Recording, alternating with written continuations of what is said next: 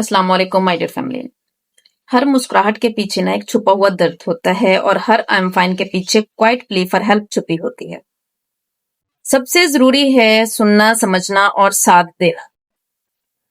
कितना अच्छा लगता है ना जब कोई मुसीबत में होता है और कोई आकर कह देता है I am here for you.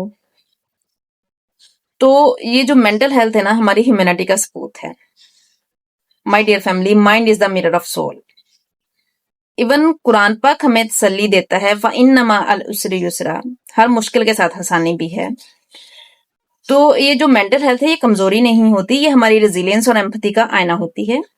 जब हम किसी का दुख समझ रहे होते हैं तो हम उसका दुख कम नहीं कर रहे होते, बल्कि हम दिल और दिमाग में जो है वो रोशनी फैला रहे होते हैं और तसल्ली दे रहे होते हैं।